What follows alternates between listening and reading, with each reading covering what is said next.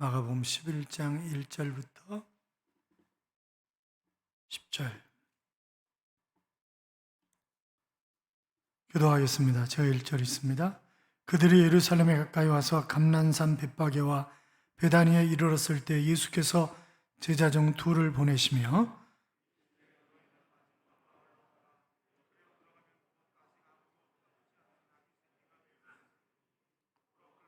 만일 누가 너희에게 왜 이렇게 하느냐 묻거든 주가 쓰시겠다라 그리하면 즉시 이리로 보내리라 하시니 손즉 나귀 새끼가 문 앞거리에 매인지라.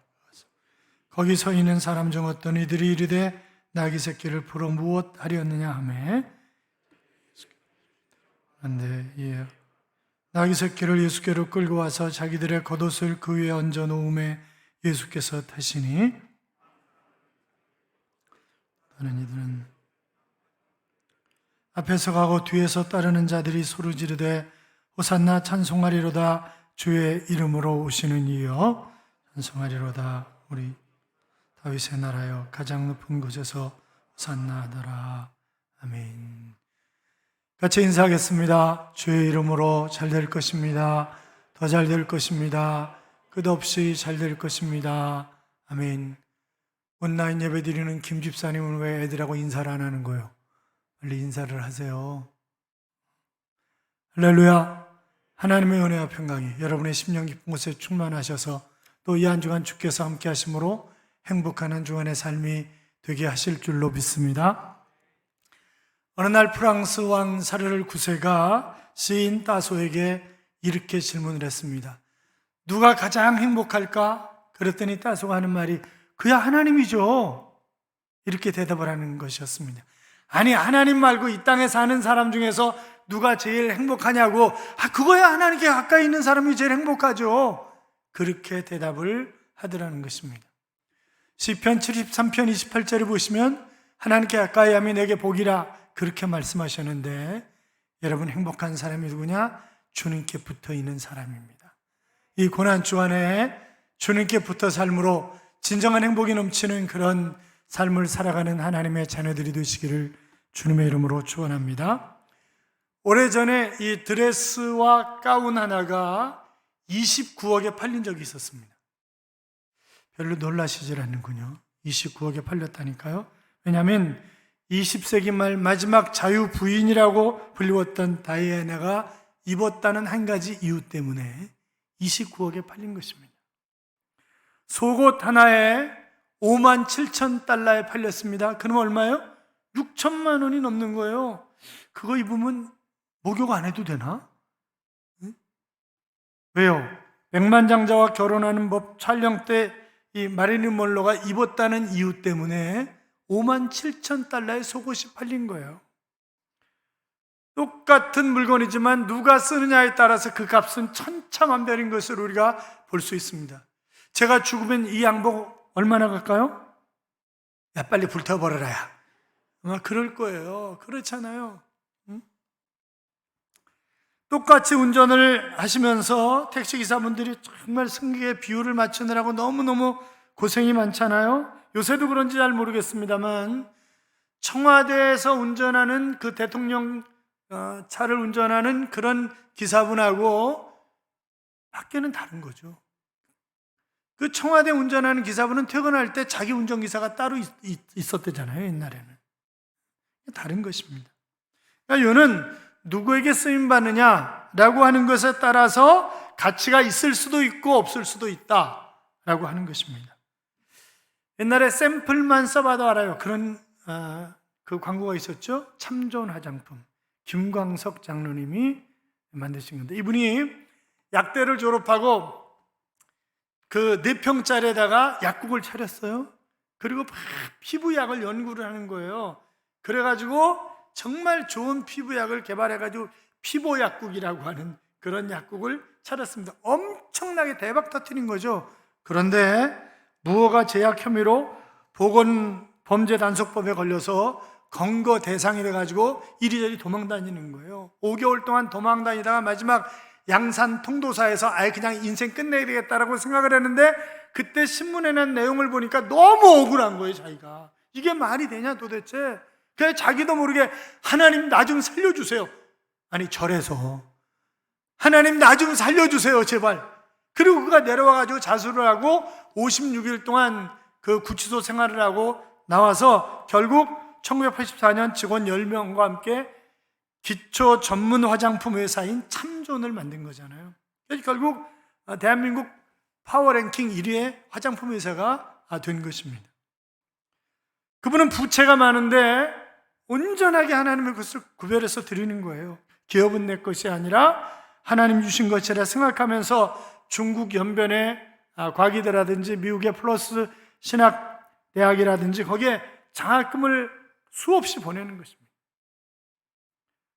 너희 맞은편 마을로 가라. 그리로 들어가면 곧 아직 아무 사람도 타보지 않은 나귀 새끼에 매어 있는 것을 보리니 불어 끌고 오너라. 만일 누가 너희에게 왜 이리 하느냐 묻거든 주가 쓰시겠다라. 그리하면 즉시 이리로 보내리라 라고 하는 그런 오늘 본문의 말씀이 확 눈에 들어온 거죠. 가슴에 팍 꽂힌 것입니다. 그래 맞아, 주님이 쓰시겠다는데 누가 그걸 거부를 할 수 있겠어? 그래, 내 인생은 주님이 쓰시겠다고 하면 언제든지 내놓는 그런 인생을 살아갈 거야. 그리고 그는 주님을 위해서 정말 열심히 아름다운 삶을 살아가는 것입니다. 오늘 성경에 보면 세상의 나귀 중에서 가장 존귀하게 쓰임받은 그런 나귀 한 마리가 나옵니다. 여러분, 이 나귀 뼈가 어디에 있다고 한다면 그 뼈 얼마나 갈까요? 값이 엄청나게 나갈 거예요. 왜?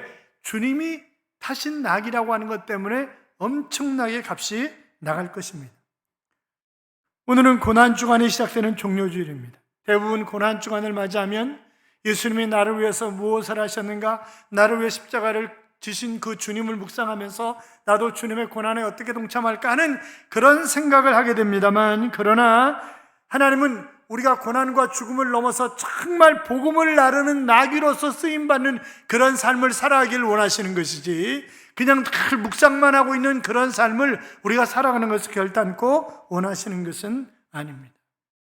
사랑하는 여러분, 우리가 주님을 위해서 쓰임받는 것, 그것은 결단코 허비하는 그런 삶도 아니고 부끄러운 삶이 아니라 영광스러운 그런 삶이 되는 것인데, 내가 주님께 쓰임받는 그런 삶이 되어야 되겠다 다짐하는 그런 귀한 시간이 되시기를 주님의 이름으로 축원합니다.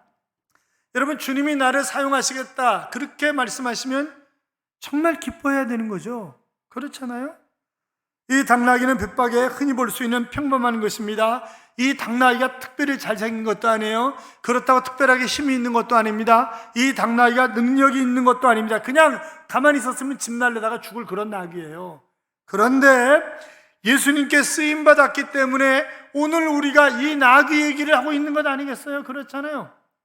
그러니까 정말 쓰임받으면, 그것도 하나님께, 주님께 쓰임받으면 우리의 인생이 상상할 수 없는 그런 날개를 펴고 멋진 인생을 얼마든지 살아갈 뿐만이 아니라 신앙의 명문 가문을 이루어 자자손산이 야 정말 멋진 가문이다 그렇게 일컬음을 받는 가문이 될 줄로 믿습니다. 여러분, 쓰임받는 것을 기뻐해야 되는 이유가 무엇입니까? 나의 주인이 나를 쓰시기 때문에 그런 것입니다. 우리가 주님이라고 부릅니다. 주인님이에요. 주인님. 나를 이 땅에 보내신 분도 하나님이시고 나를 제자교회로 부르신 분도 하나님이신 줄로 믿습니다. 왜요? 주님이 쓰시고 싶어서 부르신 거예요. 우리는 살아가면서 주님으로부터 맡은 청직이지 주인은 내가 아니라 주님이 주인이시라고요. 주님으로부터 쓰임받는데 얼마나 기뻐요. 뿐만이 아니라 꼭 필요한 것에 사용하시는 거예요. 주님은 아무 데나 사용을 하지 않으세요. 적재적소에 사용하시는 주님. 자, 2절 봐요. 2절 같이 읽어요. 이르시되 너희는 맞은편 마을로 가라. 그리로 들어가면 곧 아직 아무도 타보지 않은 나귀 새끼가 매어 있는 것을 보리니 풀어 끌고 오라. 아멘. 여러분, 주님이 사용하시는 나귀를 통해서 나 자신을 볼 수 있어야 하는 것입니다. 우리는 주님께 쓰임받는 그런 존귀한 자들입니다. 중요한 것은 주님이 쓰시는 사람들의 공통점은 매임에서 풀림을 받은, 은총을 받은 그런 사람들이라고 하는 것입니다. 여러분, 우리는 주님께 쓰임받기 전에 매어있던 그런 사람들이에요. 지금 이것이 동시에 실황으로 중계되고 있기 때문에 제가 이런 말을 하면 또 예수 믿지 않은 사람들이 길길이 뛰고 쌩 난리를 칠 텐데, 여러분, 예수 믿지 않은 사람들이 예수 믿는 사람들을 욕하는데 일치단결해 가지고 그렇게 욕하는 이유가 뭐예요?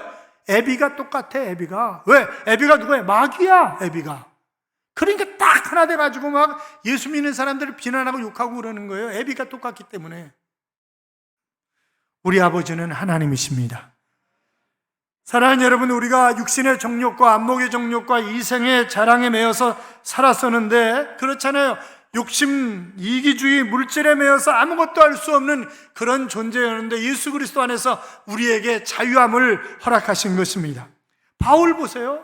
그 바울도 매임으로 인해서 주님께 쓰임받지 못하고 사단에게 쓰임받는 그런 생활을 했잖아요. 주님은 바울을 사용하시기 전에 먼저 다메섹 도상에서 그를 풀어서 자유함을 허락하셨습니다. 그래서 진정한 의미에서의 자유가 무엇인가를 깨닫고 그는 정말 일평생 주를 위해서 충성하는 쓰임받는 그런 모습을, 그래서 주님이 바울을 타시고 바로 아시아와 유럽을 복음화시키시는 그런 모습을 우리가 볼 수 있지 않냐 이 말이죠. 여러분, 다윗 보세요.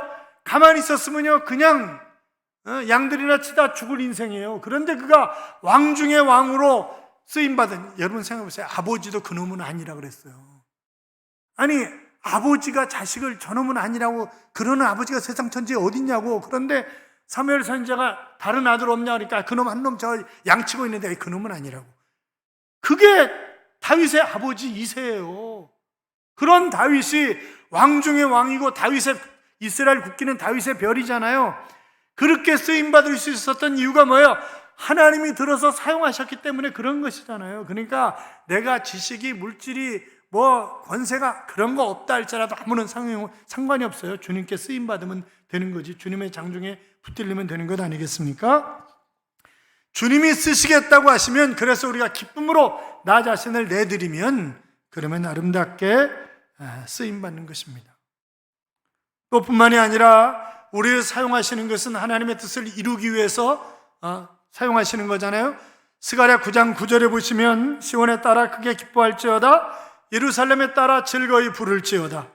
보라, 내 왕이 내게 임하나니 그는 공의로우며 구원을 베푸며 겸손하여서 나귀를 타나니 나귀의 작은 것 곧 나귀 새끼니라 그랬습니다.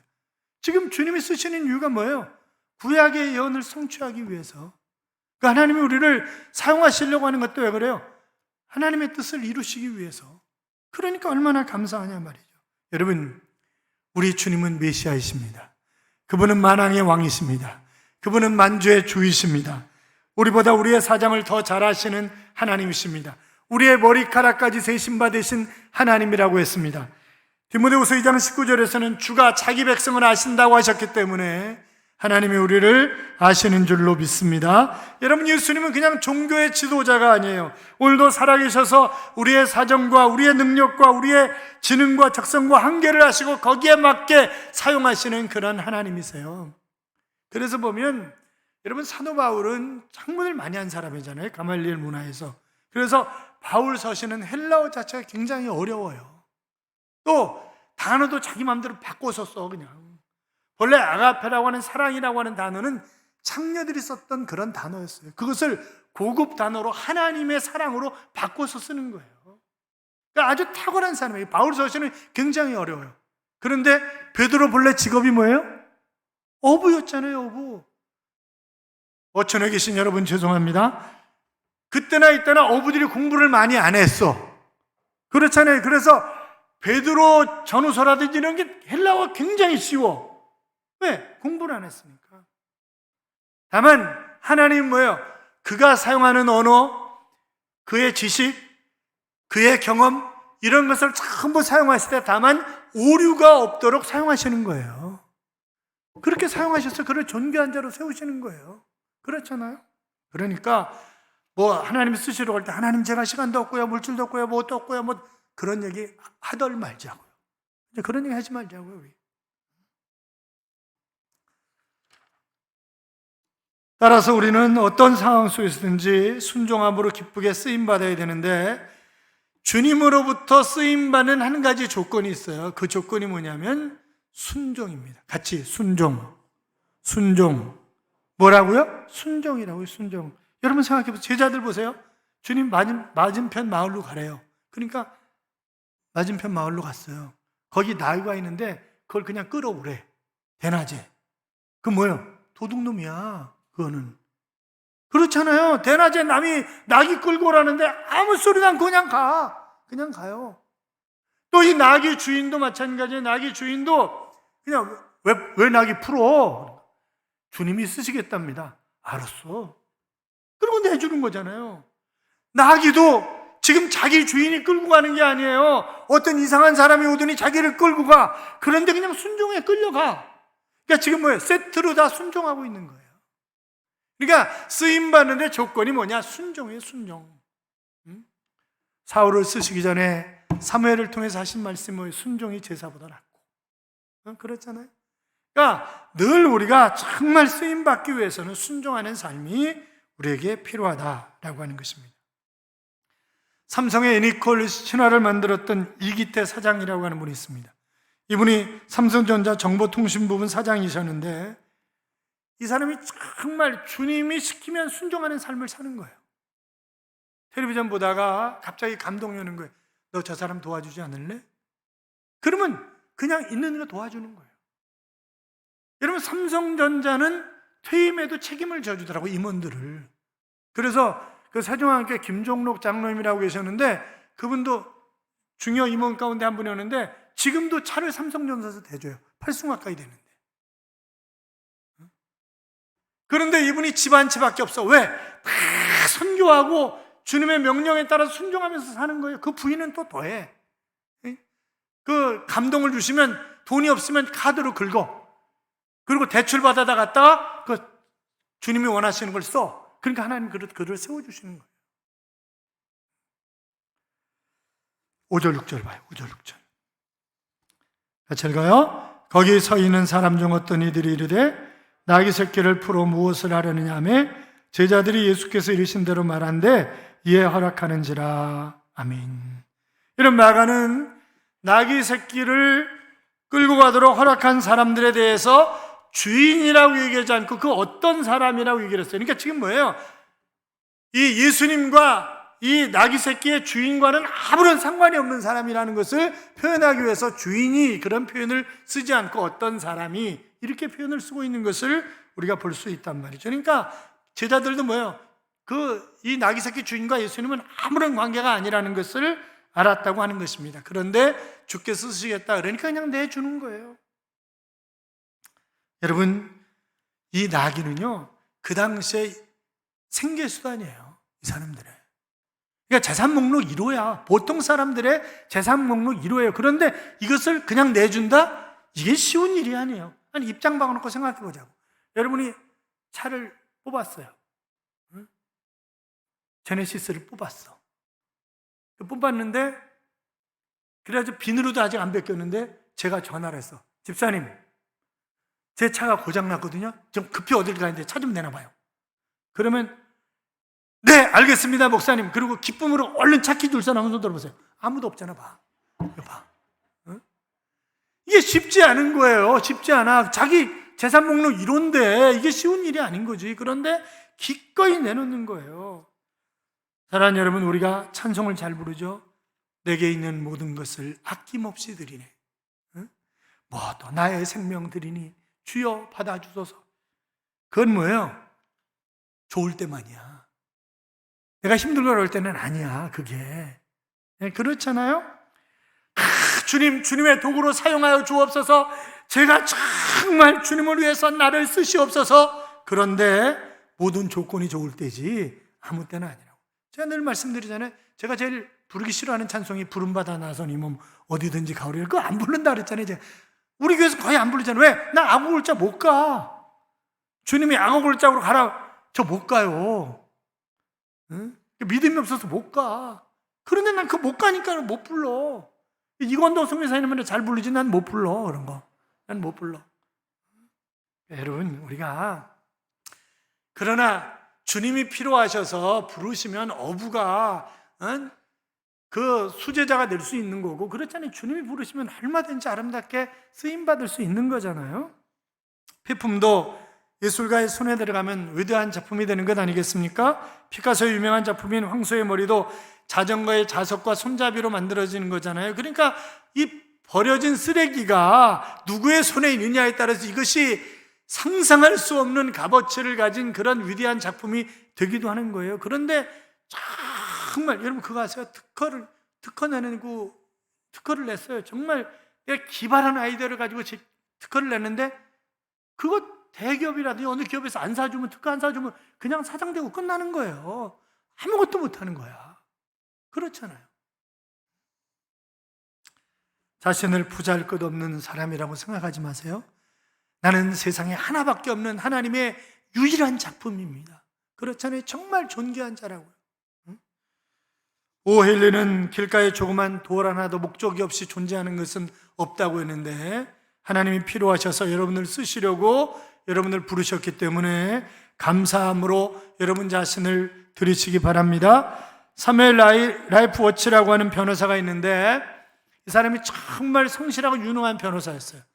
사형 선고를 받은 78명을 사형을 받지 않도록 변호를 해가지고 기가 막히게 이 사람들이 풀려나게 한 거예요.